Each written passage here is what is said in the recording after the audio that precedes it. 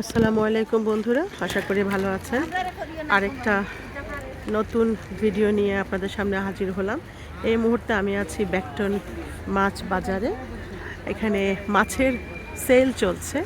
তা আমাদের এক ভাবি বললেন উনি যাচ্ছেন, আমাকেও সাথে নিয়ে আসলেন। তবে মনে হয় না আমরা আজকে আর ঢুকতে পারবো। একটু দেখাই আপনাদের কোথায় সেই লাইন শুরু হয়েছে। দেখুন, মনে হয় না আজকে আমরা ঢুকতে পারবো। লাইনটা আমি এখান থেকে যদি দেখাতে চাই, ওই যে দেখুন অনেক দূরে লাইন, ওখান থেকে পুরো জায়গাটা জুড়ে এই যে লাইন, এই হচ্ছে লাইন, আর এই হচ্ছে ফিশ বাজার।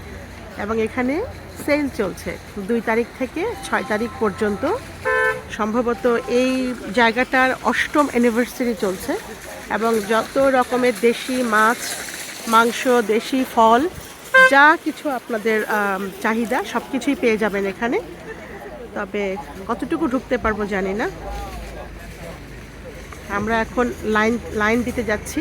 আমাদের এক ভাই উনি লাইনে আছেন আর ভাবি গাড়ি পার্ক করছেন। তো দেখা যাক। এখন প্রায় সন্ধ্যা হয়নি, বিকাল 4টা বাজে। আজকের ওয়েদারটা খুব একটা ভালো না, একটু আবহাওয়াটা মেঘলা, আর প্রচুর গাড়ি এখনো আসছে। সবাই পার্কিংয়ের জন্য আসলে শুধু ঘুরছে।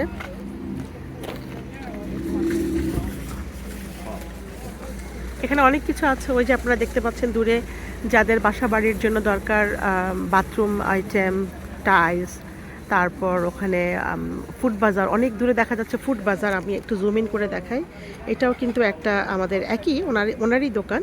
এটা হচ্ছে প্রপার বাংলাদেশি খাবার দাবারের সব কিছু, উপরে ক্যাফেটেরিয়া আছে এবং নতুন করে এখানে আরেকটা করা হয়েছে শুধুমাত্র মাছের জন্য, এবং সেটারই সেল চলছে। তো এই এখন আমরা সেই লাইনের দিকে যাচ্ছি। অনেক লম্বা লাইন, চলুন আপনাদের দেখাই সেই লাইনটা। আমাদের যে ভাই সাথে এসেছেন উনি লাইনে আছেন, আমি আর ভাবি যাচ্ছি। আর কতটুকু ঢুকতে পারবো জানি না। যদি ঢুকতে পারি আপনাদের জন্য চেষ্টা করব কিছু ভিডিও করতে। সে পর্যন্ত সঙ্গে থাকুন। এখনও এই যে দেখুন লাইনটা, বিশাল লম্বা লাইন।